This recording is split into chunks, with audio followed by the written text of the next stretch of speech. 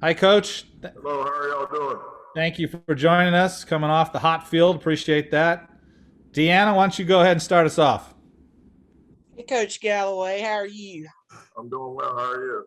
I'm doing good. Haven't spoken to you since you got the promotion of assistant head coach. Does that change your game day, practice, everything with that more responsibility? No, ma'am. Still the same stuff. If there's some things that coach needs me to do from if the whole staff asks questions, they'll bring it to me. I'll take it to him. But as far as game day stuff, no. I mean, I'm still with my guys, getting them ready to go. And typical days for me, doing the same stuff. Thank you. Isaiah Lucas. Hey coach, just wanted to know how Joffrey's looked since coming back from that injury that knocked him out of spring practice. Joffrey's doing well. He's out doing a lot of stuff with us. He's with the trainer some too, just getting him back where he needs to be. But he looks good catching the ball and being able to run well. So we're just trying to get a gel and get timing down and things with Sam. And but overall, he's doing well. Greg Barnes. Hey, Coach, we've heard a lot about Josh Downs. So I wanted to ask you about the outside receiver position. I know Joffrey's there, but who are some guys that have kind of stood out thus far in camp? Emery Simmons, Antoine Greene, Justin Olson.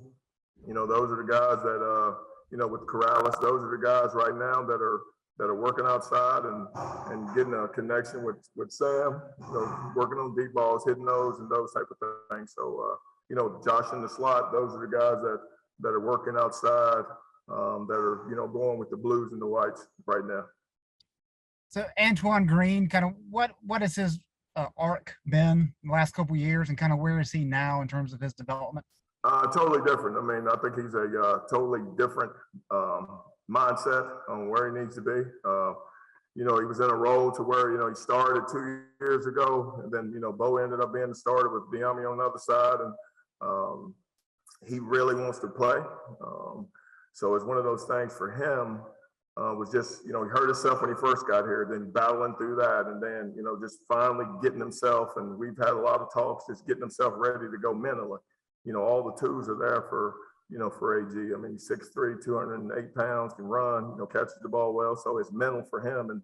And those are the things that I've challenged him over the spring and this preseason camp is just play mentally tough. If you need a break, then we'll get you out. But when you're in there, compete, work on your technique and those type of things. Thank you. CL Brown. Hey, Coach, I was curious about Justin Olson. It seems like his name has been recurring in these interviews as somebody is kind of breaking out. And what areas have you seen him develop to where he's in a spot where he sounds like he's going to be in a rotation?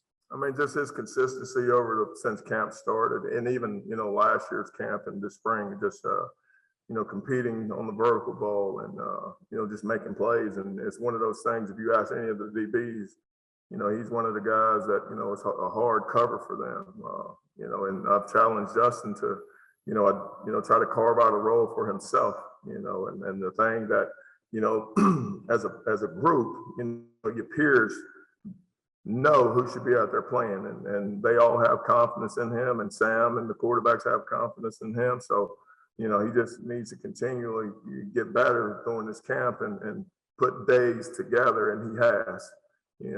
Today's scrimmage, I hadn't looked at it, just come straight off the field. So, we'll see whether or not he took a step forward or stayed the same. And just as a follow-up, how confident are you in this group, given that Coach Brown has kind of compared it to when De'Ami Brown and Daz Newsome were kind of coming up, and nobody knew what you guys had until they saw it on the field. What parallels do you see between now and back then? I mean, I like how Coach answered that question, because I mean, besides what Josh did in the bowl game, it's an unknown factor, besides Bo, who's played, and Joffrey's made some plays, in a couple games. But, I think we'll be fine where we are, whether or not it's two of them or a collection, a combination of you know, a couple guys outside, a couple guys on the inside to stack up the numbers that are gone. But you know, I have confidence in them that we'll be able to get that done. And I mean, when you got a special trigger man, you know, quarterbacks make, you know, players that are unknown look good, and that'll be the thing for us with Sam. You know, you got to want to go out there and compete to play with him, because if he has confidence in you, then the ball will find you. Thanks. Andrew. Hey, Coach, we talked to Josh, I think it was last weekend, and he told us that his performance in the Orange Bowl went a long way to him getting a lot of confidence. It was an infusion of confidence. Is that what you saw from him? And how much of a different player is he now that he appears to have quite a bit of confidence? I mean, Josh is a very confident kid. I mean, he came in, you know, that way.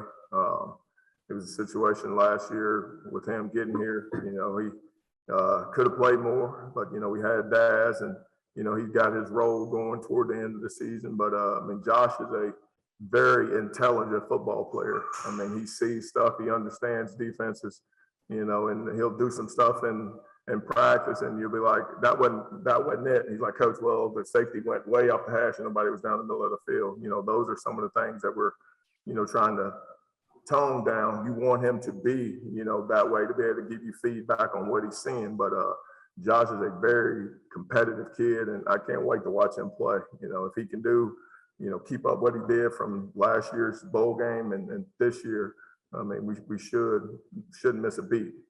And we spoke to Emery Simmons a couple of days ago, and he told us that he put on a little extra weight to try to learn to run with it, and then he dropped a few pounds to try to improve his speed. Said he's clocking it like 21 on the GPS.